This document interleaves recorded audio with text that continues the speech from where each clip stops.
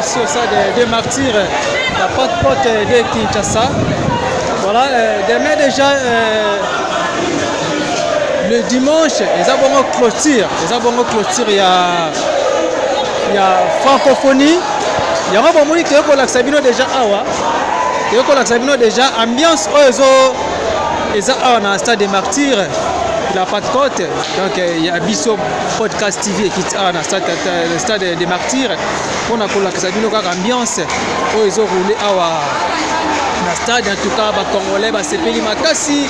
Et vraiment, on a essayé il y a mon bongo 9e G francophonie dans Mboka na Bisso Congo. Voilà. Bota la bongo na kati stade awa. Bota la bino bozomona. Voilà. Baza ya kobanda en tout cas Tina vraiment ezali sécurité est vraiment assurée. Voilà bino bozomona lokasi ya chaîne YouTube, la chaîne de référence ya Bisso Podcast TV. Donc voilà l'ambiance.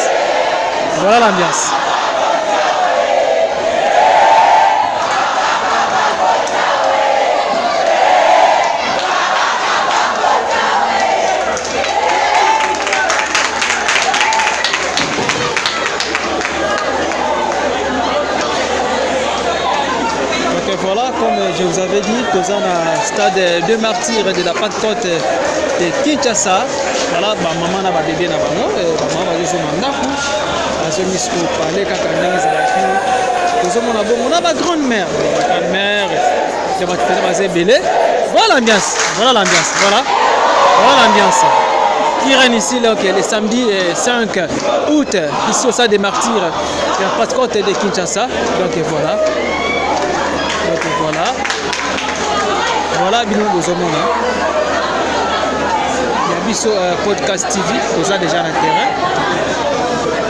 Donc voilà ambiance aux réunies le samedi tu éviter bon lobby dimanche et que ça la ndenge parce que aussi la lobby mokola lobby yango biso tokitaki awa tota ndenge évolution ya population est-ce que bazoya kaka to pe ya peuple bazokota na stade to pe ndenge toyoko.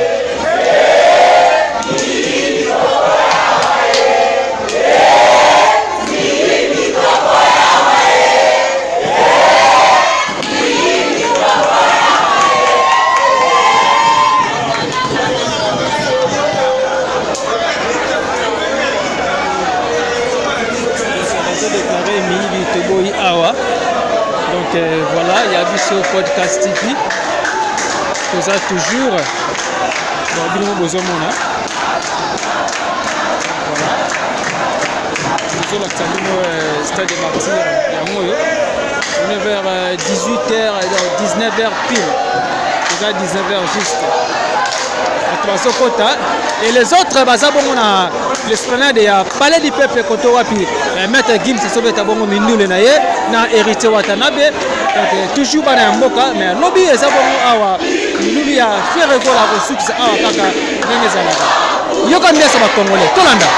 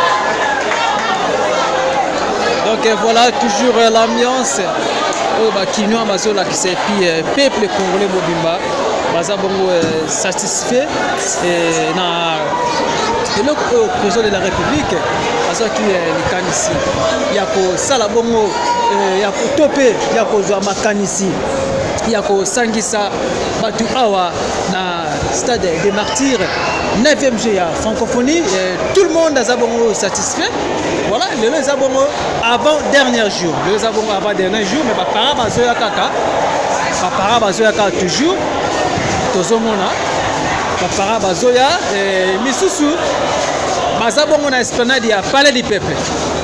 Alors biso toye kolakisa bino awa na stade des martyrs parce que ebandaki awa ekosuka pe awa